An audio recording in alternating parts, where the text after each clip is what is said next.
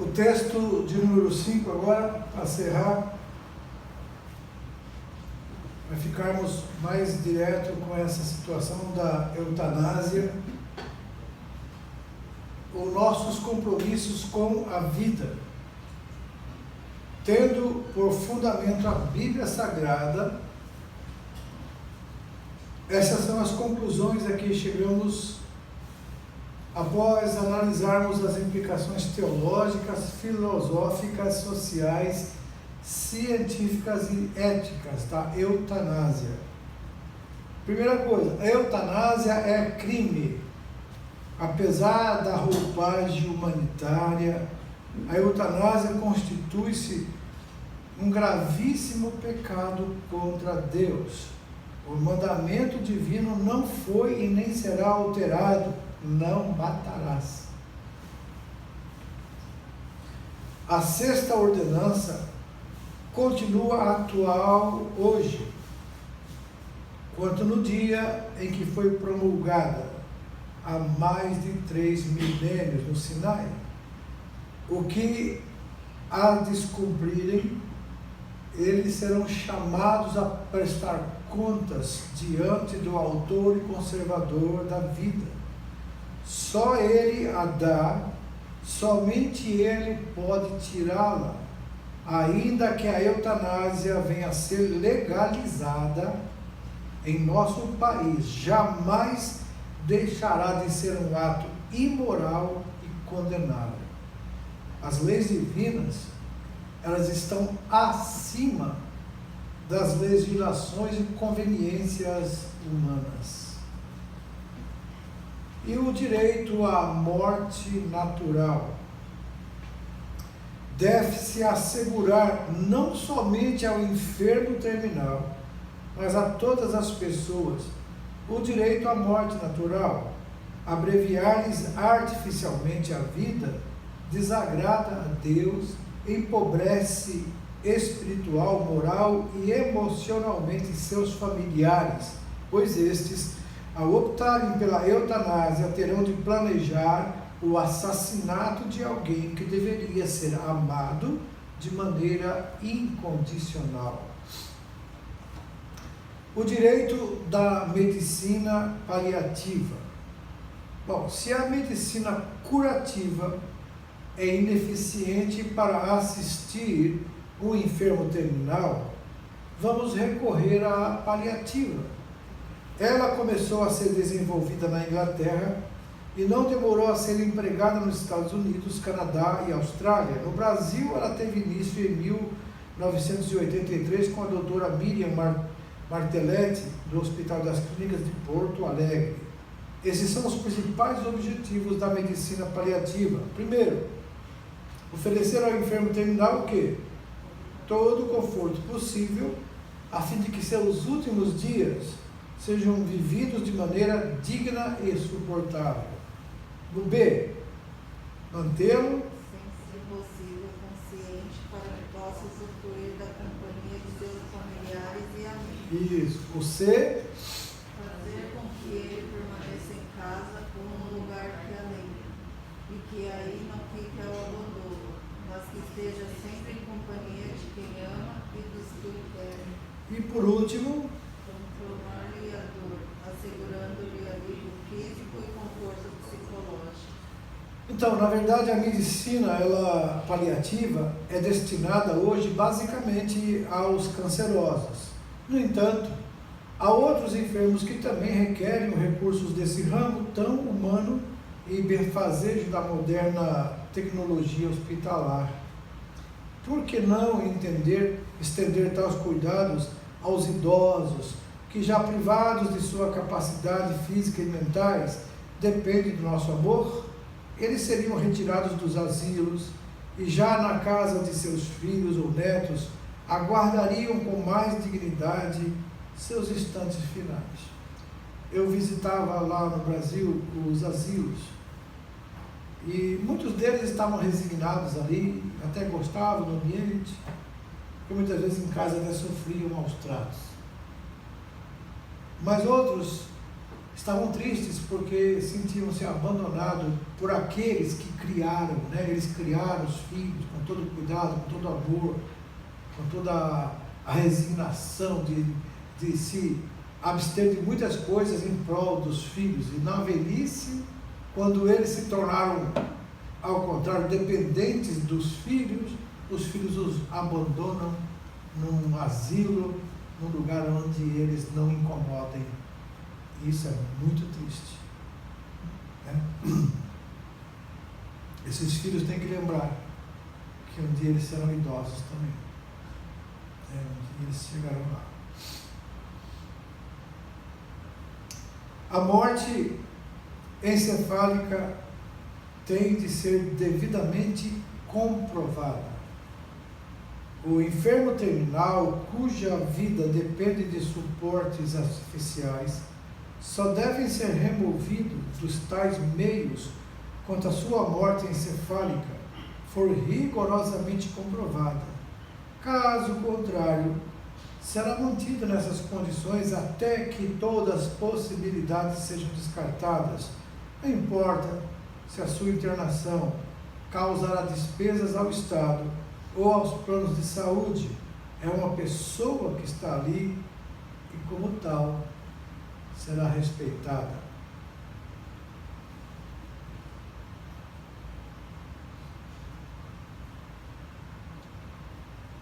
E assistir espiritualmente os enfermos. A capelania hospitalar é imprescindível. A Igreja de Deus, assistiremos espiritual, emocional e socialmente os enfermos terminais, né? Então, na verdade, sempre lá no Brasil, inclusive, houve uma época em que tivemos que fazer um curso para saber como se comportar também dentro dos hospitais, porque algumas pessoas, principalmente aquelas mulheres, aquele grupo de pessoas de oração, iam lá no hospital achando que Deus ia sarar todos os doentes e eles saíam andando. Então chegava ao ponto de mandar a pessoa descer da cama e a pessoa caía, e aí começou a restringir visitas. E aí teve que ser orientados. E na capelania, que nós fizemos capelania também, eu ia ensinar no IED. Na capelania a gente aprende como lidar com as pessoas, como tratar, como lidar com as leis, né, que dentro do hospital, com as leis do país. Eu, quando fui visitar aqui em Nara, um filho de uma irmã, eu só pude entrar lá por causa do diploma que eu tenho de capelão, que era exatamente da América, esse capelania, e eu mandei traduzir o diploma para japonês e apresentei lá na guarita, e eles concederam então que eu entrasse junto com a mãe por 20 minutos, junto com eles para visitar. Então, mas para isso a gente precisa ter as orientações necessárias, né, para saber como se comportar nesses locais que a gente vai, para não trazer esses problemas que trouxe, que eu relatei para vocês, os hospitais lá na nossa cidade, no Brasil, onde esses desavisados ou desinformados, com boa vontade, né, mas sem a prudência necessária, acabam trazendo prejuízo até mesmo para aqueles que querem fazer um trabalho correto. Então, se a gente agir assim, nós estaremos cumprindo a lei do amor. Não foi o que nos ensinou o Senhor Jesus? Olha a palavra de Jesus. Foi o que disse aqui? Porque tive fome, tive sede, me deste de beber. Era forasteiro, estava nu, e me vestiste. enfermo e me visitaste, preso e foste me ver. Então perguntarão os justos: quando foi que te vimos com fome e te demos de comer, ou com sede te demos de beber?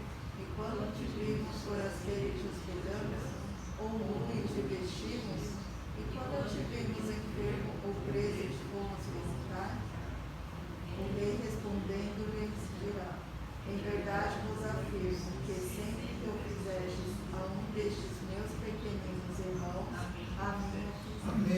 Está vendo aí, amados? Então é uma forma de nós fazermos obras para o Senhor, não para a salvação, mas para galardão. Aqui está sendo elogiados, né? Estão sendo elogiados. Então foi na fase terminal da sua existência, né, o que o ladrão da cruz encontrou a salvação em Cristo. Bastou-lhe um instante no tempo para que ganhasse a eternidade. Que maravilha, né, irmãos? Que oportunidade. Assim eu vejo também que você pode ser usado por Deus para, assim como esse ladrão, há muitos que estão à nossa volta, ter a oportunidade, que você nunca sabe qual vai ser o último momento da vida de alguém, né? Nunca sabe. Combater a falácia da eutanásia e a cultura da morte. Mostremos, pois, que Deus, Ele tem um firme compromisso com a pessoa humana, desde a concepção à morte natural. E nesses tempos difíceis e trabalhosos, que jamais nos refugiemos no politicamente correto. Antes, explicitemos a nossa posição como sal da terra e luz do mundo.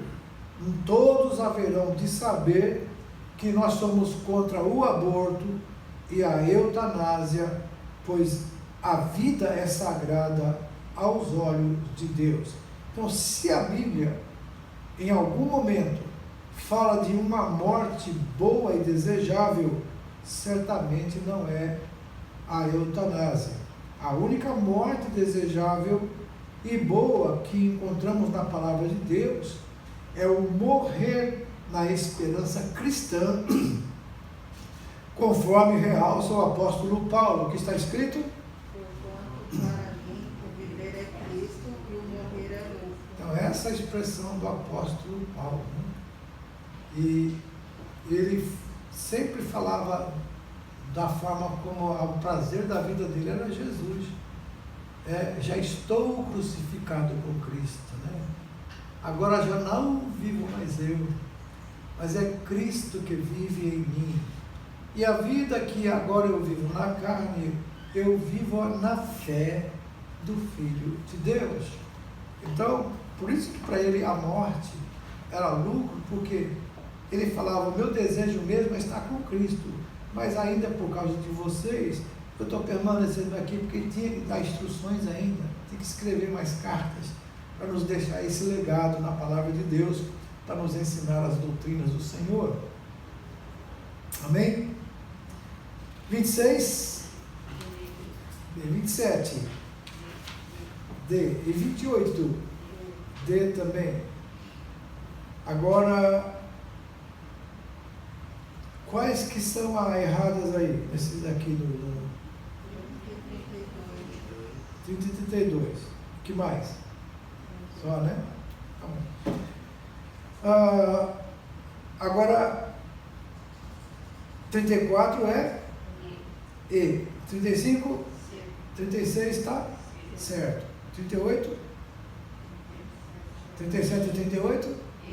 Errado. E o resto? Certo.